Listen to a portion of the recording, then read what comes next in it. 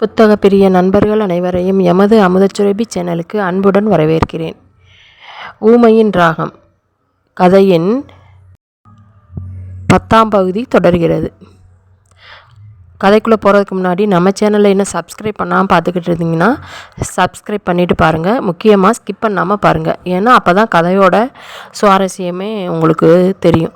சரிங்களா? இல்லைனா சுவாரஸ்யம் இல்லாமல் போயிடும். வாங்க இப்போ கதைக்குள்ளே போகலாம். சுந்தரி முகத்தை தூக்கி வைத்து கொள்ளவும் சௌதாமினிக்கு என்ன செய்வதென்று தெரியவில்லை. மகன் வராமல் மருமகளை அனுப்பி வைக்க அவளுக்கு விருப்பமில்லை. அதே சமயம் வருடக்கணக்கில் பகைமை பாராட்டி பிரிந்திருந்த இப்போதுதான் சேர்ந்திருக்கும் அண்ணன் மனைவியின் மனத்தாங்களையும் அவளால் எதிர்கொள்ள முடியவில்லை.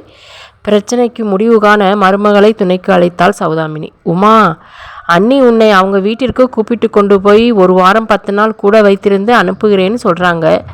நீ என்னம்மா சொல்கிற? உமாவிடம் சௌதாமினி தனியாக இந்த கேள்வியை கேட்டிருக்க வேண்டும். அதை விட்டுவிட்டு உமாவின் தாய் எதிரிலேயே கேட்டு வைத்து விட்டார். பெற்ற தாயின் முன்னால் முடியாது என்ற சொல்ல உமாவால் முடியவில்லை. அதோடு அந்த நேரத்தில் அவள் தாயின் மடியை தேடினாள். சௌதாமினி அருகில் இருந்தாலும் அவளிடம் மாமியார் என்ற மரியாதை வைத்து அதிக உரிமை எடுத்து தனது உடல் உபாதைகளை கூற உமாவால் முடியவில்லை. சிவாவிடம் பேசவே தயக்கமாயிருந்தது. அவனிடம் தன் உடல் வேதனைகளை காட்டாமல் சிரித்து கொண்டே உமா இருந்ததால் சிவாவிற்கும் அவளுடைய பிரச்சனைகளை தெரிந்து கொள்ள இயலாமல் போய்விட்டது. மகளின் வாய் திறவாத குணம் அறிந்தவள் சுந்தரி. மகளின் முகம் பார்த்தே அவளது உடல் நோயை கண்டு அதற்கு மருத்துவம் செய்வாள் அவள். என்ன உமா, முகத்தை சுளிக்கிறே? தலையை வலிக்குதா? என்னடி முகம் ஆடி இருக்கு? எங்கே கிட்டவா? அடிப்பாவி, காய்ச்சல் நெருப்பாய் கொளுத்துதே. வாயை திறந்து ஒரு வார்த்தை சொல்ல மாட்டாயா? ஏண்டி வயிற்றை பிடிச்சிக்கிட்டு இருக்க? வயிற்று வலியா? எல்லாவற்றையும் சுந்தரியாகத்தான் கண்டுபிடிக்க வேண்டும். மகளின் முன்னால் கத்தி கத்தி மகளை இந்த நிலைமைக்கு ஆளாக்கிவிட்டு அவளின் ஊமையாகிவிட்ட சுபாவத்தை அமைதி என்று கொண்டாடும் கணவரை நினைத்து மானசீகமாய் தலையில் அடித்து கொண்டே மகளை மருத்துவமனைக்கு அழைத்துச் செல்வாள் அவள். அன்றும் அப்படித்தான். மகளின் முகத்திலிருந்து அவளது உடல் உபாதைகளை கண்டு கொண்ட சுந்தரி பிடிவாதமாய் மகளை அழைத்து செல்ல விரும்பி வாதாடினாள். உமா தர்ம சங்கடத்துடன் தாயை பார்த்தாள். அம்மா, அவர் வரவும் சொல்லிவிட்டு வருகிறேனே. இதையே மகளுடைய சம்மதமாய் எடுத்துக்கொண்ட சுந்தரியின் முகம் மலர சௌதாமினியின் முகம் விழுந்துவிட்டது. என்னதான் பார்த்து பார்த்து செய்தாலும் மாமியார் தான், பெற்ற தாய் தான் போல என்று மனதிற்குள் நினைத்து கொண்டாள் அவள். ஹாலில் தங்கையின் கணவரிடம் வெகு பாசமாக தணிகாசலம் பேசி கொண்டிருக்க பாலசுப்ரமணியம் அவரை விட பாசத்துடன் பதில் சொல்லி கொண்டிருந்தார். நம்ம ரத்தினவேலை ஒரு கல்யாணத்தில் பார்த்தேன். அப்படியா? பணம் ஏறிவிட்டது போல. ஆள் பவிசா தெரிகிறான். ஆமாம் மச்சான், 5 விரல்களிலும் மோதிரம் போடுவாங்கன்னு கேள்விப்பட்டிருக்கிறேன். அப்படிப்பட்ட ஆள் இவன் ஒருவனாகத்தான் இருப்பான். அது எப்படி மச்சான், பெருவிரலுக்கு கூட மோதிரம் செய்து போட்டிருக்கிறான்? பாலசுப்ரமணியம் அப்பாவியாய் சந்தேகம் கேட்க தணிகாசலம் இடி முழங்குவதை போல சிரித்து வைத்தார். சௌதாமினியுடன் பேசி கொண்டிருந்த சுந்தரி, உன் அண்ணனுக்கு கோபம் வந்தாலும் அடக்கி வாசிக்க தெரியாது, சிரிப்பு வந்தாலும் அடக்கி வாசிக்க தெரியாது. அவர் சிரிப்பை கேட்டாயா? 8 ஊருக்கு கேட்பது போல் சிரிக்க இவரால் தான் முடியும் என்று தாழ்ந்த குரலில் நாத்தனாரிடம் சொன்னார். வெகு நேரம் தங்கை கணவருடன் பேச்சுவார்த்தை நடத்தியும் மருமகன் வராததை கண்ட தணிகாசலம் கைக்கடிகாரத்தை பார்த்தார். உள்ளே திரும்பி குரல் கொடுத்தார். சுந்தரி, என்னங்க, இன்னும் மாப்பிள்ளையை காணோமே?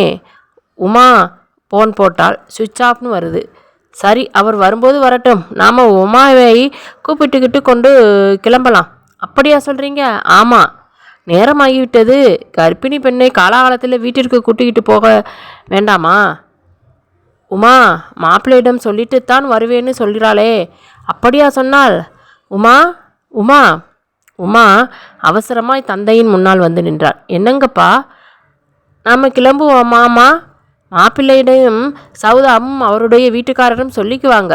தணிகாசலத்தின் வார்த்தையை மறுத்து பேசி அறியாத உமா தலையை ஆட்டினாள். அன்று இரவு வெகு நேரம் கழித்து வீடு திரும்பிய சிவா தன் வழக்கப்படி உமாவை அழைத்து கொண்டே வீட்டிற்குள் வந்தான். உமா அவனுக்காக கதவை திறந்துவிட்ட சௌதாமினிக்கு சலிப்பாக இருந்தது. ஏண்டா, கண்ணுக்கு முன்னால் இருக்கிற பெற்ற தாயே உனக்கு தெரியாது? நேற்று வந்த பெண்டாட்டி மட்டும் நினைவில் இருக்கும். ஏம்மா, இப்போ நான் என்ன தப்பாக கேட்டுவிட்டேன்? உமாவை கூப்பிட்டேன், அவ்வளவுதானே. அது ஒரு பெரிய குற்றமா? ஏன், நான் அவளை கூப்பிடக்கூடாதா? கூப்பிடப்பா, தாராளமாக கூப்பிடு. ஆனால் வீட்டில் இல்லாதவள் எப்படி நீ கூப்பிட்ட குரலுக்கு ஓடோடி வருவாள்? மாடிப்படியில் ஏறிக்கொண்டிருந்த சிவா வேகத்தடை வந்தது போல அப்படியே நின்றான். தாயை திரும்பி பார்த்தான். வீட்டில் இல்லையா? வீட்டில் இல்லாமல் எங்கே போனா? அவனுடைய அம்மா வீட்டிற்கு போயிட்டா. சிவாவுக்கு முகம் கருத்து விட்டது. அவனிடம் சொல்லாமல் உமா பிறந்த வீட்டிற்கு போய்விட்டது அவனது மனதை பாதித்தது. என்னிடம் சொல்லாமல் போய்விட்டாளா? என்னடா செய்வது? அவளுடைய அம்மா பிடிவாதமாய் கூப்பிட்டாங்க. நான் சிவா வரட்டும்னு சொன்னதுக்கு என் மேலே கோபப்பட்டாங்க. சரி, உமாவின் வாய்மொழியால் அவளே வரமாட்டேன்னு சொல்லிவிட்டால் பிரச்சனை தீர்ந்ததுன்னு பார்த்தால் அவள் என் எதிரிலேயே வருகிறேன்னு சொல்லிவிட்டாள். அப்புறமும் நான் தடுத்தால் எனக்குத்தானே கெட்ட பெயர். இருந்திருந்து இத்தனை வருஷம் கழித்து உன் கல்யாணத்தால் 2 குடும்பமும் ஒன்று சேர்ந்திருக்கு. அதில் போய் முகம் முறித்து பேசுவது எப்படி சிவா? சிவா பதில் சொல்லாமல் மடமடவென்று மாடிப்பெரிய ஏற்றிவிட்டான். அறையை திறந்தான். உமா இல்லாத வெறுமை அவனை தாக்கியது. உமா காலையில் கண் விழித்ததும் அவசரமாய் சிவாவின் கைபேசிக்கு போன் செய்தாள். அலைப்பொலி போனதும் அணைக்கப்பட்டது. மீண்டும் முயற்சித்தாள். மீண்டும் அணைக்கப்பட்டது. பலமுறை அவனுடன் பேச முயன்று தோற்றவள் வேறு வழியின்றி வீட்டு தொலைபேசியில் அழைத்தாள். சௌதாமினி தான் எடுத்தாள். ஹலோ அத்தை, நான் தான் உமா. சொல்லு உமா, நைட் பத்திரமாய் போய்விட்டீர்களா? வந்துவிட்டோம் அத்தை. அவர் வீட்டில் இருக்கிறாரா? யாரை கேட்கிறாய்? சிவாவையா? வீட்டில் தான் இருக்கிறான். கம்பெனிக்கு போக நேரமாகுதுன்னு அவசரமாக சாப்பிட்டு கொண்டிருக்கிறான். அத்தை, அவரிடம் போனை கொடுங்களேன். ஏன்? அவனுடைய செல்போனில் கூப்பிட்டு பேச வேண்டியதுதானே? இவ்வளவு நேரமாகவா அவனிடம் நீ பேசாமல் இருந்த? தப்புமா. நேற்று நைட்டே நீ வீட்டில் இல்லை என்று தெரிந்ததும் அவன் ரொம்ப கோபப்பட்டான். நான் காலையிலிருந்தே ட்ரை பண்ணுகிறேன். ரிங் போய் கட்டாகி விடுகிறது. சௌதாமினிக்கு மகனின் கோபம் புரிந்து விட்டது. அவள் என்ன செய்வது என்று தெரியாமல் டைனிங் ஹாலில் சாப்பிட்டு கொண்டிருந்த மகனை திரும்பி பார்த்தாள். அவன் தண்ணீரை குடித்தவாறு புருவம் உயர்த்தினான். நேற்று நைட்டே நீ அவனை கூப்பிட்டு பேசியிருக்க வேண்டியது தானே? லேட்டானதால் தூக்கம் வந்து விட்டது அத்தை. மசக்கையாக இருந்தவளுக்கு தூக்கம் வருவது இயற்கை. ஆனால் மருமகள் தன்னை அவளுடைய தாயின் முன்னால் விட்டு கொடுத்து விட்டதை நினைத்து கொண்டிருந்த சௌதாமினிக்கு அந்த சிந்தனை வரவில்லை. நேற்று நைட்டு போனவள் இன்றைக்கு காலையில் அவனுக்கு தகவல் சொல்ல பண்ணினால் அவன் எடுப்பானாவுமா? அத்தை, இரு, அவனை கூப்பிடுகிறேன். சௌதாமினி போன் ரிசீவரை கீழே வைத்துவிட்டு மகனை அழைத்தாள். அவள் பேசுவதையும் அதற்கு சிவா மறுமொழி கூறுவதை உமா தன் செல்போனில் கேட்டுக்கொண்டிருந்தாள். சிவா, என்னம்மா? உமா லைனில் இருக்கிறாள், எழுந்து வா. சிவா எழுந்து கை கழுவி கொண்டு வாசலை நோக்கி போனான். சிவா, வாசல் பக்கம் ஏன் போகிற? கம்பெனிக்கு நேரமாகி விட்டது. உமா லைனில் இருக்கிறாளேடா, ஒரு வார்த்தை பேசு. அந்த ஒரு வார்த்தையை என் சார்பா நீயே பேசிவிடு. சிவா போய்விட்டான். சௌதாமினி போனை எடுத்தாள். உமா, சிவாவுக்கு அவசர வேலையாம், கம்பெனிக்கு போய்விட்டான். நீ அவன் செல்லுக்கு ட்ரை பண்ணு. சௌதாமினி போனை வைத்துவிட உமா அசைவற்று தன் கையில் இருந்த செல்போனை பார்த்தபடி வெகுநேரம் அமர்ந்திருந்தாள். நடப்பதை கவனித்து கொண்டிருந்த பாலசுப்ரமணியம் மனைவியிடம் கடிந்து கொள்ளும் குரலில் வினவினார். சிவாவை ஒரு அதட்டல் போட்டு நிறுத்தி உமாவிடம் பேச வைத்திருக்க வேண்டாமா? சௌதாமினி, எதற்காக பேச வைக்க வேண்டும்? இல்லை, எதற்காகன்னு கேட்கிறேன். உமாவை என் மருமகளாகவா நான் பார்த்து கொண்டேன்? பெற்ற மகளை விட மேலாக பார்த்து கொண்டேன். அவள் என்னடானா அண்ணி கூப்பிட்டதும் பின்னாலேயே போய்விட்டாளே. பாசம்தான், இருந்தாலும் அவங்க பெற்ற தாய் இல்லையா? அப்படி ஒரு வேறுபாடு உமாவின் மனதில் இருக்கிறது தானே. அதற்காக நீ இவளை இப்படி பழி வாங்குவாயா? பழி வாங்குவதா? நானா? அதுவும் வாயும் வயிறுமாயிருக்கும் என் மருமகளை போய் நான் பழி வாங்குவேனா? அதெல்லாம் பெரிய வார்த்தை. ஆனாலும் கல்யாணமாகி புருஷன் வீட்டிற்கு வந்துவிட்ட நினைவு உமா மனதில் வர வேண்டும். நீங்கள் என் அண்ணனுடன் சண்டை போட்டபோது நான் யார் பக்கம் நின்னேன்? நீங்கள் கோபமாக அங்கேயிருந்து வெளியேறிய போது நான் உங்கள் பின்னால் தானே வந்தேன், இல்லையா? அதுக்கு என்னடி இப்போ? உமாவும் சிவாதான் பெரிதுன்னு நினைக்கணும். அவள் பின்னால் சிவாவை வர வைக்கணும்னு நினைக்கக்கூடாது. ஏன்னா நானும் ஒற்றை மகனை பெற்றவள், என் அண்ணனும் ஒற்றை மகளை பெற்றவர். வீட்டோடு மாப்பிள்ளையா இருன்னு என் அண்ணன் சொல்லிவிட்டால் நம் சிவா கேட்டுக்கொள்ள வேண்டியது தானா? சௌதாமினியின் அடிமனதில் இருந்த பயம் வெளிப்பட்டதும் பாலசுப்ரமணியம் அதை பார்த்து பேச முடியாமல் யோசனையில் ஆழ்ந்தார். தணிகாசலம் டவுனிலிருந்து வீடுகள் கட்டியிருந்தார். பரம்பரையாக வந்த வீட்டையும் அவரை எடுத்து கொண்டிருந்தார். அதிக அளவு சொத்து சுகம் உள்ளவர்கள் ஒற்றை மகளை மாமனார் வீட்டிற்கு போய் வாழ்க்கை நடத்த அனுமதிப்பார்களா? மருமகனை வளைத்து வீட்டோடு மாப்பிள்ளையா ஆக்கி கொள்வதை தானே விரும்புவார்கள். தணிகாசலம் மகள் தாய்மை அடைந்திருப்பதை காரணமாக வைத்து மகளை அழைத்து கொண்டு போனதற்கு அடிப்படை காரணம் இதுவாக இருக்குமோ என்ற சந்தேக வித்து பாலசுப்ரமணியத்தின் மனதில் விழுந்துவிட்டது. என்னடி சௌதா இப்படி ஒரு குண்டை தூக்கி போடுறே? இப்படியும் நடக்க வாய்ப்பு இருக்குன்னு ஒரு யோசனை, அதை உங்களிடம் சொன்னேன். உன் அண்ணன் செய்தாலும் செய்வாண்டி. அதனால் வாய்ப்பிருக்குன்னு பூசி மெழுகாதே. யார் பூசி மெழுகியது? இதை உங்களுக்கு எடுத்து சொன்னதே நான் தான். சிவா ஏன் கோபமாயிருக்கிறான்? 1000 தான். அவன் தங்கை மகனாகவே இருந்தாலும் வீட்டுக்கு வந்து விட்ட மருமகன் இல்லையா? அவனுக்கு மகளை கல்யாணம் பண்ணி கொடுத்த பின்னாலும் மகள் மேலே இருக்கும் உரிமையை என் அண்ணனும் அண்ணியும் விட்டு கொடுக்கணுமா இல்லையா? நீ சொல்வது நியாயமான பேச்சுதான். அவன் வந்தபின் அவனிடம் ஒரு வார்த்தை சொல்லிவிட்டு உமாவை அனுப்புகிறேன்னு சொல்கிறேன். ஆனால் அண்ணி பிடிவாதமாய் மகளிடம் வான்னு சொல்கிறாங்க. இவளாகட்டும் என் புருஷன் வந்து பெர்மிஷன் தந்தால் வருகிறேன், இல்லைன்னா வரமாட்டேன்னு ஒரு வார்த்தை சொல்லாமல் பூம்பு மாடு மாதிரி தலையை ஆட்டிக்கொண்டே அவங்க பின்னாலே போகிறாள். அப்புறம் அவனுக்கு என்னதான் மரியாதை? அவனை பெற்ற நமக்குத்தான் என்ன மரியாதை? அட ஆமாம்டி, இது ஏன் எனக்கு தோன்றவில்லை? உங்களுக்கு நான் எடுத்து சொன்னால்தான் தோன்றும். அடேங்கப்பா, உன்னை தெரியாமல் கேட்டுவிட்டால் இப்படியெல்லாம் அலட்டிக்கொள்கிற. இப்போ சிவாவை இப்படியே விட்டு விடலாங்கிறியா? ஆமாம், இது புருஷன் பெண்டாட்டிக்குள் நடக்கும் தகராறு. நான் இப்படி உங்களை கேட்காமல் என் பிறந்த வீட்டுக்கு போனால் நீங்கள் என்னை சும்மா விட்டு விடுவீங்களா? நீதான் அப்படியே போனதில்லையே. போயிருந்தால் நீயாக திரும்பி வந்தாலும் உன்னை திரும்பி கூட பார்த்திருக்க மாட்டேன்.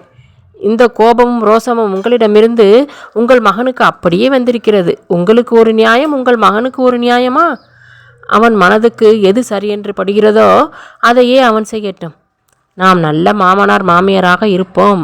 ஆனால் புருஷன் பெண்டாட்டி விஷயத்தில் தலையிடாமல் தள்ளி இருப்போம். அதன்படியே சௌதாமினியும் பாலசுப்ரமணியமும் மகனை கண்டிக்க முனையவில்லை. சிவாவிற்கும் உமாவிற்கும் இடையே இருக்கும் உடலை அறியாதவர்கள் போல அமைதி காத்தார்கள். உமா மகேஸ்வரி தவித்து போனாள். சிவாவோ செல்போனை எடுக்க மறுத்தான். வீட்டிற்கு போன் பண்ணினால் சௌதாமினியோ இல்லை, பாலசுப்ரமணியமோ தான் எடுத்து பேசினார்கள். அவனை கேட்டால் ஒன்று, இவன் இல்லை என்று பதில் வந்தது. இல்லாவிட்டால் அவன் பேச மறுத்துவிட்டதாக பதில் கிடைத்தது.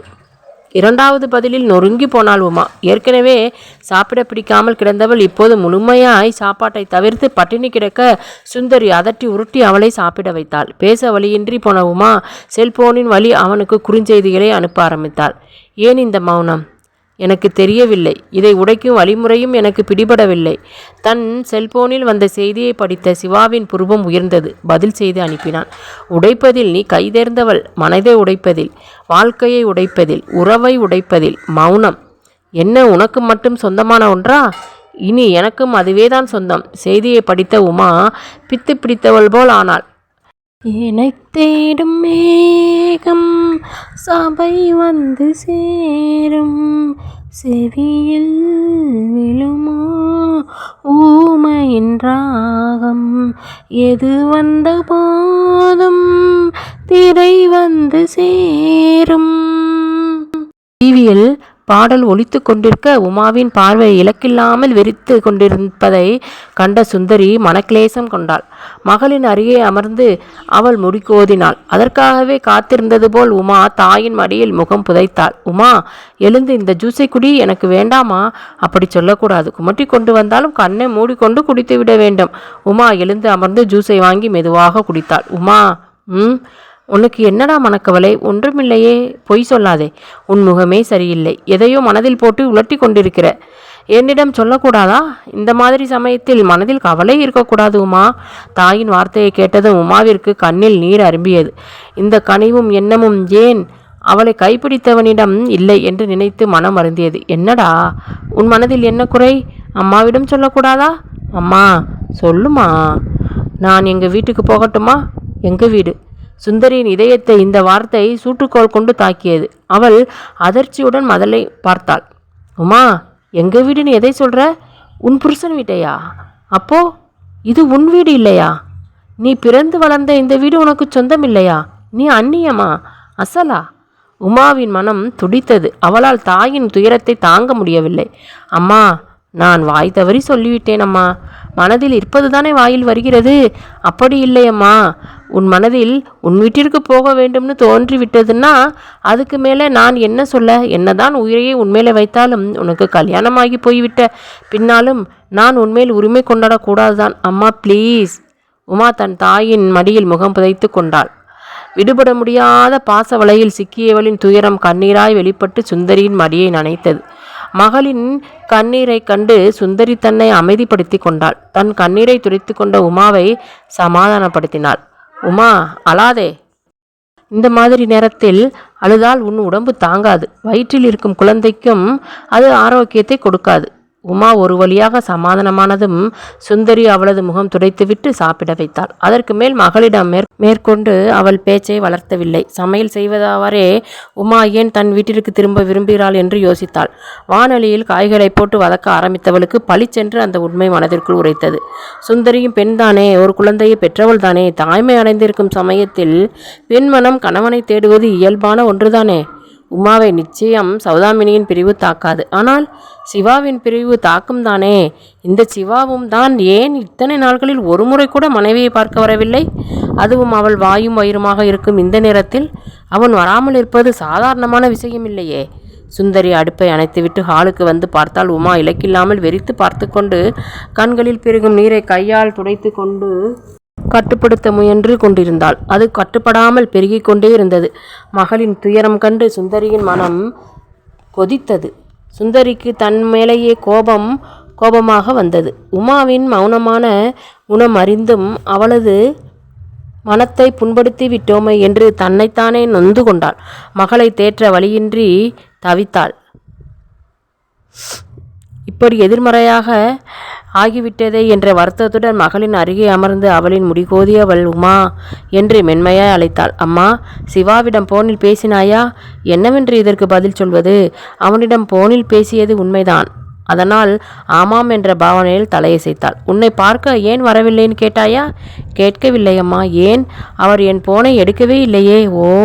சுந்தரிக்கு நொடிப்பொழுதில் மகளின் துயரத்திற்கான காரணம் விளங்கிவிட்டது. உன் அத்தையிடம் பேசினாயா? பேசினேம்மா. ஆனால் அவங்க கூப்பிட்டும் அத்தான் போன் பேச வரமாட்டேன்னு சொல்லிவிட்டார். சுந்தரி மௌனமாக யோசித்தாள். உமாவின் உடல்நிலையின் ஆரோக்கியத்தை விட அவளின் மன ஆரோக்கியம் நன்றாக இருக்க வேண்டியதுதான் இந்த சமயத்தில் முக்கியம் என்று அவளுக்கு பட்டது. மாலையில் தணிகாசலம் வந்ததும் அவருக்கு காப்பி கொடுத்துவிட்டு சீக்கிரம் ட்ரெஸ் சேஞ்ச் பண்ணிவிட்டு கிளம்புங்க என்றாள். எங்கேடி? உமாவை அவள் வீட்டில் கொண்டு போய் விட்டுவிட்டு வரலாம். ஏன் சுந்தரி? அவள் உடம்பு வீக்காக இருக்குன்னு டாக்டர் சொன்னாங்களே. அப்புறம் எதற்காக அவளை இப்போதே அங்கே கொண்டு போய் விடணும்னு சொல்கிற? அவள் இன்னும் கொஞ்ச நாள் இங்கேயே இருக்கட்டுமே. அவள் உடல்நிலை தேறியதும் கொண்டு போய் விடலாமே. இல்லைங்க, இது மாதிரி சமயத்தில் அவள் பக்கத்தில் அவளுடைய புருஷன் இருக்கணும். அதுக்கென்ன சுந்தரி? சிவாவிற்கு ஒரு போன் போட்டு இங்கே வரச்சு வைத்து விட்டால் போகிறது. இங்கேருந்து வேலைக்கு போய் வரட்டும். சுந்தரிக்கு சிரிப்பதா இல்லை அழுவதா என்று தெரியவில்லை. ஏங்க, உங்கள் தங்கை வீட்டில் நாம் தான் பெண்ணை கொண்டு போய் கல்யாணம் பண்ணி கொடுத்திருக்கிறோம். உங்கள் தங்கை மகனை நம் வீட்டில் கல்யாணம் செய்து கொண்டு வரவில்லை. அதெல்லாம் அந்நியம் அசலில் பார்க்க வேண்டியது சுந்தரி. சொந்தமாக இருந்தாலும் பார்க்கணும். இல்லாவிட்டால் நம்ம பொண்ணு வாழ்க்கை தான் பாதிக்கப்படும். என்னடி சொல்கிற சௌதா? ஏதாவது மாமியார் கொடுமை பண்ணுகிறாளா? நான் போய் 2இல் 1 பார்த்து விட்டு வரவா? ராமா, உங்களை திருத்தவே முடியாது. ஏண்டி அழுத்துக்கிற? திருத்துகிற அளவுக்கு நான் என்ன செய்தேன்? உமா என் வயிற்றில் இருந்தபோது நீங்கள் எந்த அளவுக்கு பார்த்து கொண்டீங்கன்னு நினைவிருக்கிறதா? உள்ளங்கையில் வைத்து தாங்கினேனே. தணிகாசலம் அந்த நாள் ஞாபகம் நெஞ்சிலே வந்ததே என்ற பாவனையில் கண்கள் மின்ன மனைவியை காதலோடு பார்த்தாள். இந்த மாதிரி பின்னால் நம் மகளும் மருமகனும் நினைத்து பார்க்க வேண்டாமா? நான் தான் சிவாவை இங்கே வரவழைக்கிறேன்னு சொன்னேனே. உங்களை என் அம்மா வீட்டில் வந்து இருக்க சொன்னால் நீங்கள் இருப்பீங்களா? அது எப்படிடி? முடியாதில்ல. அதுதான் ஆண் பிள்ளை கர்வம். உங்களுக்கு இருக்கும் அந்த கர்வம் நம் மருமகனுக்கும் இருக்கும் தானே. தணிகாசலம் வாயை இருக்க மூடிக்கொண்டார். கணவனை சமாளித்துவிட்டு சுந்தரி உமாவிடம் வந்தாள். உமா, அப்பா உன்னை உன் வீட்டில் கொண்டு போய் விட்டுவிட்டு வரலாம் என்கிறார். கிளம்புமா. நிஜமாகவா? உமா முகம் பளிச்சிட அவசரமாய் எழுந்தாள். மகளின் உற்சாகத்தைக் கண்டு சுந்தரியின் முகம் விசனிக்க ஒரு கணம் உமா தடுமாறி நின்று தாயின் முகம் பார்த்தாள். அம்மா. சுந்தரி கனிவுடன் மகளின் கன்னத்தில் தட்டினாள். போமா, போய் கிளம்பி வா. தாயின் முகத்தில் இருந்த வருத்தமில்லாத புன்னகையை கண்டு மகிழ்வுடன் கன்றுக்குட்டி போல் துள்ளி கொண்டு உள்ளே ஓடினாள் உமா. சற்று முன் கண்ணீர் வழியே அமர்ந்திருந்தவள் இப்போது மான்குட்டி போல துள்ளி கொண்டு ஓடுவதை பார்த்த சுந்தரிக்கு இதுதான் காதலா என்று தோன்றியது. சற்று நேரத்தில் உமா தன் பெற்றோருடன் சிவாவின் வீட்டிற்கு கிளம்பிவிட்டாள். சிவா அப்போதுதான் கம்பெனியிலிருந்து திரும்பியிருந்தான். உடை மாற்றி குளியலறைக்குள் புகுந்தவன் முகத்தை டவலால் துடைத்தபடி வெளியே வந்தபோது அறைக்குள் அவனுக்கு முதுகு காட்டியபடி சுவர் அலமாரியில் துணிகளை அடுக்கி கொண்டிருந்தாள் உமா. வந்து விட்டாளா? அவன் மனதில் பரவசம் உதித்தது. ஆனாலும் அதை வெளிக்காட்டி கொள்ளாமல் செல்போனை கையில் எடுத்து யாருடனும் மும்முரமாய் பேச ஆரம்பித்தான். அவனின் குரல் கேட்டு திரும்பிய உமா அவன் முகம் பார்த்து சூரியனை கண்டு மயங்கி நிற்கும் தாமரை போல மயங்கி நின்றாள். அவன் அவளை பாராதது போல பார்ப்பதை அறியாதவளாய் தயங்கி நின்றாள். அத்தான், நான் வந்துவிட்டேன். இதை ஏன் என்னிடம் சொல்ற? இல்லை, அது அத்தான், நான் அவளது தடுமாற்றத்தை உணராதவன் போல் அவன் பல்லை கடித்தான். நான் உன்னிடம் விளக்கம் கேட்டேனா? உன் இஷ்டத்திற்கு போனவள் உன் இஷ்டப்படி வந்து நிற்கிற. இதில் என்னிடம் என்ன பெரிதாய் செய்தி சொல்ற? அத்தான், அவள் விசும்பலுடன் முகம் திருப்பிக் கொண்டாள். அவனுக்குள் எதுவோ செய்தது. அவன் மார்பில் சாய்ந்து அழக்கூட அவளுக்கு தோன்றவில்லையா? இப்போது ஏன் கண்ணீர் விடுற? கீழே இருக்கும் உன் அப்பாவும் அம்மாவும் உன்னை நான் கொடுமைப்படுத்துகிறேன் என்று நினைத்து கொண்டு ஒரேடியாய் உன்னை உன் வீட்டிற்கே கூப்பிட்டு கொண்டு போகட்டும்னு இந்த ஐடியா பண்ணுகிறாயா? கொதிக்கும் அமிலத்தை யாரோ தன் காதில் ஊற்றியது போல் உடல் தூக்கி போட நிமிர்ந்து அவனை அதிர்ச்சியுடன் பார்த்தாள் உமா. ஒரேடியாய் அவனை விட்டு போய்விடுவதா? அவளா? அவன் இப்படி பேசலாமா? உன் வீடு என்கிறானே, இதுதானே அவளது வீடு. இதை உமா சொல்ல போய்தானே உமாவின் தாய் அவளுக்கு அவ்வளவு வருத்தப்பட்டால். அவளின் அதிர்ச்சி அவனுக்கு திருப்தியை தந்தது. அதை கண்டு கொள்ளாதவனாய் அவன் தொடர்ந்து பேசினான். என்னிடம் சொல்லிவிட்டு போனவள் தான் திரும்பி வந்ததை என்னிடம் சொல்ல வேண்டும். அதை விட்டுவிட்டு என்னை ஒரு பொருட்டாக நினைக்காமல் தாய் தகப்பனை கண்டதும் குதியாட்டம் போட்டுக்கொண்டு போனவள் திரும்பி வந்ததை சொல்லக்கூடாது. அவள் மனதை புண்படுத்துவதில் தன் மனப்புண் ஆறுமா என்று வழி தேடினான் சிவா. ஆனாலும் சோர்ந்து போன முகத்துடன் தளர்ந்த உடலுடனும் விசிப்பிக் கொண்டிருந்தவளை பார்த்ததும் அவனால் தொடர்ந்து அவளை நாவால் சுட முடியவில்லை. ஏண்டி, உன்னை விட்டுட்டு உன்னை பெற்றவங்க வந்து கூப்பிட்டதும் என்னால் பின்னாலேயே ஓடினே? மனம் கேள்வி கேட்டது. துடித்து நின்றவளை அனைத்து ஆறுதல் சொல்ல துடித்த தன் கைகளை அடக்கி கொண்டவன் அறையை விட்டு வெளியேறிவிட்டான். தன் கண்ணீர் அவனை பாதிக்காததை கண்ட உமா தவித்து விக்கித்து போய் நின்றாள். பிடிக்காமல் என் கழுத்தில் தாலி கட்டியவர் நான் கண்மறைவாய் அம்மா வீட்டிற்கு போனதும் நிம்மதியாக இருந்திருப்பாள். 2 வாரத்திற்கு மேலே அங்கே தங்காமல் நான் திரும்பி வந்ததும் ஏமாற்றமாய் போய்விட்டது போல. அதுதான் இவ்வளவு கடுமையாய் பேசுகிறார். அவள் கண்ணீரை துடைத்து கொண்டு முகத்தை லேசாய் பவுடரை தீற்றிக்கொண்டு முகத்தை மலர்ச்சியாய் வைக்க முயன்று கொண்டு படியிறங்கினாள். ஆனால் அழுது சிவந்திருந்த அவளது கண்களை சுந்தரி அடையாளம் கண்டு கொண்டாள். அன்று இரவு உணவை தணிகாசலமும் சுந்தரியும் மகள் வீட்டிலேயே சாப்பிட்டனர். சாப்பிட்டு முடித்த தணிகாசலமும் பாலசுப்பிரமணியமும் வெற்றிலை போட்டபடி முன்காலில் அரசியலையும் ஊர் நிலவரத்தையும் மென்று துப்பிக் கொண்டிருக்க சமையலறையை ஒதுக்கி வைத்து கொண்டிருந்த சௌதாமினிடம் சுந்தரி வந்தாள். சௌதா, என்ன நீ? உமாவின் உடம்பு ரொம்ப வீக்காக இருக்கிறதாம், டாக்டர் அம்மா சொன்னாங்க. சௌதாமினி பதறி போய் கையில் இருந்த பாத்திரத்தை சமையல் மேடையிலேயே வைத்துவிட்டு சுந்தரியின் முகம் பார்த்தாள். என்ன அண்ணி சொல்கிறீங்க? ஆமாம் சௌதா, நம்ம விலாசினி டாக்டரிடம் தான் செக்கப்புக்கு கூப்பிட்டு கொண்டு போனேன். இவளுக்கு ஏற்கனவே மெலிவான உடம்பு, இப்போது வாந்தி தலை சுத்தல்னு பட்டினியாய் கிடந்து அரை உடம்பாய் ஆகிவிட்டாள். அப்படின்னா இன்னும் கொஞ்ச நாள் உங்கள் கவனிப்பிலேயே உமாவை வைத்து உடம்பை தேற்றி அனுப்பி வைத்திருக்கலாமே அண்ணி. என் கவனிப்பில் இருந்தால் அவளுடைய உடல் தேரும், மனம் தேருமா அண்ணி?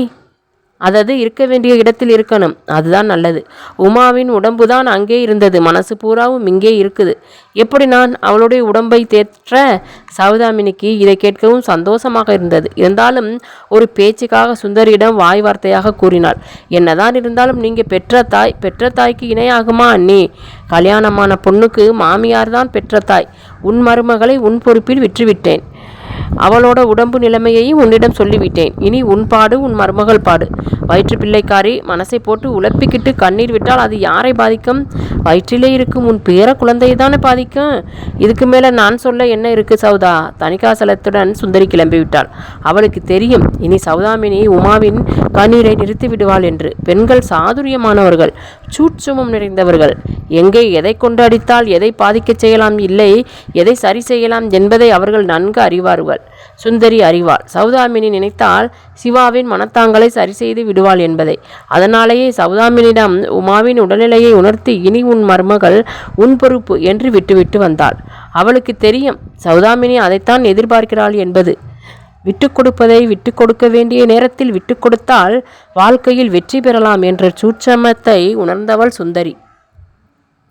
தன் மகளின் நல்வாழ்விற்காக, அவளின் மன அமைதிக்காக தன் மகள் மேல் இருந்த பாசத்தை விட்டு கொடுத்தாள் அவள். உமா மாடிக்கு போய்விட்டாள். டிவியில் ஆங்கில செய்தியில் பார்த்து கொண்டிருந்த மகனின் அருகே வந்து நின்று அவனை அழைத்தாள் சௌதாமினி. பாலசுப்பிரமணியம் படுக்க போய் கொண்டிருந்த நிலையில் சில நாள் பிரிவிற்கு பின் மனைவி வந்துவிட்ட நினைவில்லாமல் மகன் தொலைக்காட்சியில் விழுந்து விழுந்து செய்தி பார்ப்பது சௌதாமினிக்கு தெள்ள தெளிவாக அவனது கோபத்தை உணர்த்தியது.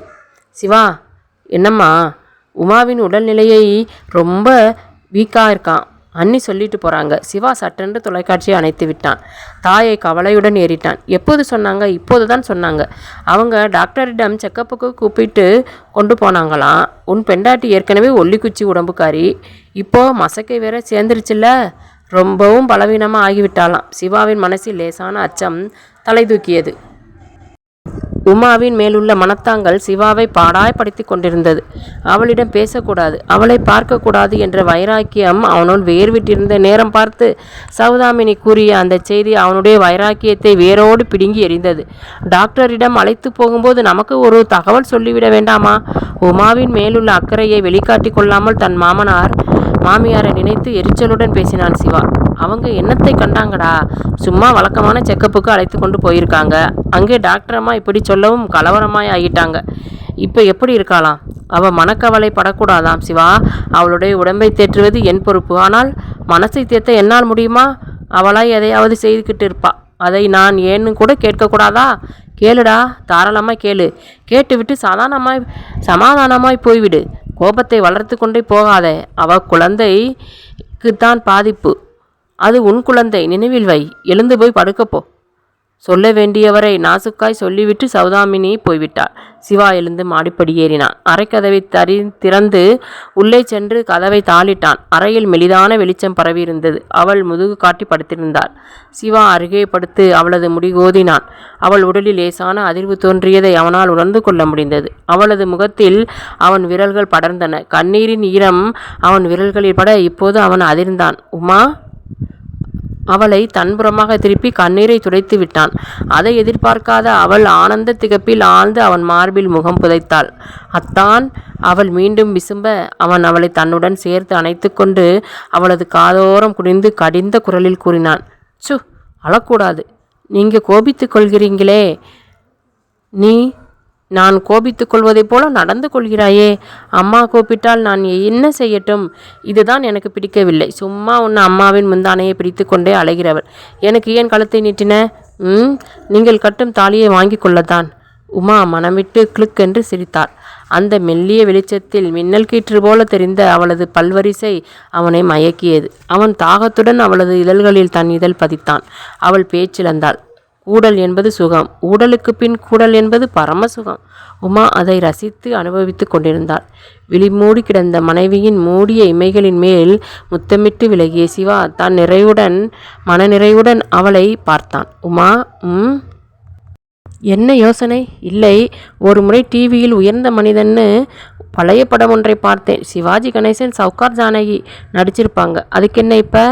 அதில் சிவாஜி சார் சவுகார் மேடத்தை கோபமாய் அடித்து விடுவார். அப்புறம் கொஞ்ச நேரம் கழித்து சவுகார் மேடத்திற்கு பூ வாங்கி கொண்டு வருவார். அவங்க தலையை காண்பிக்க வைத்து விடுவார். அந்த சீனை நினைத்து பார்த்தேன். மனைவியின் மனநிலை புரிந்தவனாக அவளை அருகே இழுத்து கொண்டு ஆதரவாய் அணைத்து கொண்டான் சிவா. கணவனின் கைகளுக்குள் எல்லையற்ற நிம்மதி கிடைக்க பெற்றவளாய் விழிமூடி உறங்கினாள் உமா. சிவாவை அலுவலகம் அனுப்பி வைத்துவிட்டு அமர்ந்த உமாவின் அருகே வந்து அமர்ந்த சௌதாமினி பழச்சாறை நீட்டினாள்.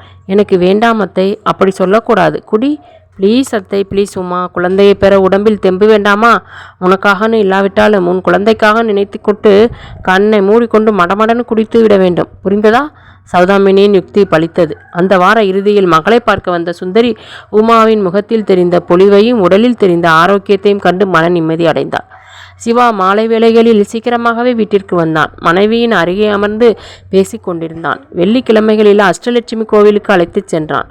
அவள் நிதானமாய் ஒவ்வொரு சன்னிதானத்திலும் கண்மூடி வேண்ட பொறுமையை தானும் கூட நின்று வணங்கினான். கடற்கரைக்கு போகாமல் காருக்கு அழைத்து கொண்டு வந்தான். கடற்கரைக்கு போகவில்லையா? தான் வேண்டாம். ஏன்?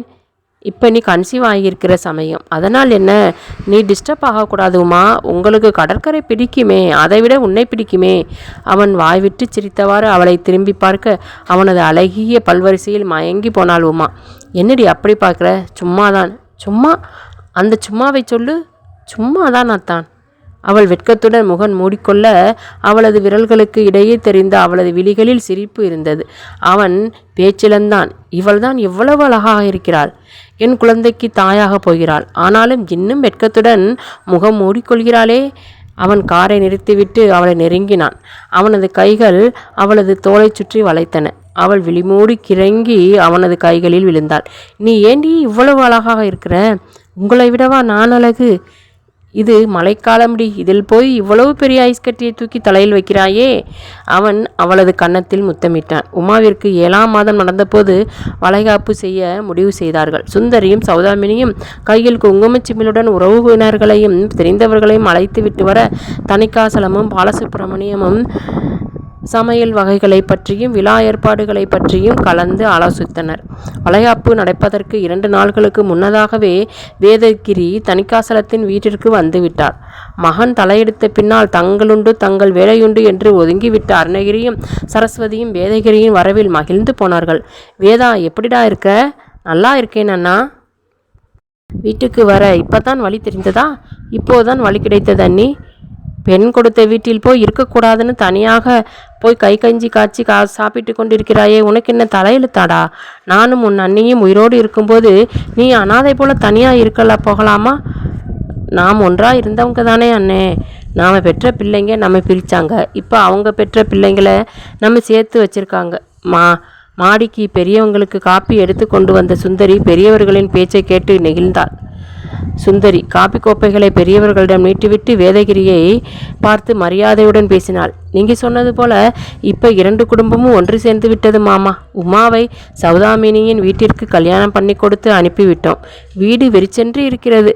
பெண் பிள்ளைகள் பெற்றவர்களுக்கு சொந்தமில்லை. பெரியவர்கள் நீங்களாவது கடைசி வரை எங்களுக்கு சொந்தமாக எங்களுடன் இருக்க வேண்டும் மாமா. நீங்களும் பெண்ணை பெற்றவர், நானும் பெண்ணை பெற்றவள். என் மனசு படும்பாடு உங்களுக்கு தெரியாதா? சுந்தரி கண் கலங்கி விட்டாள்.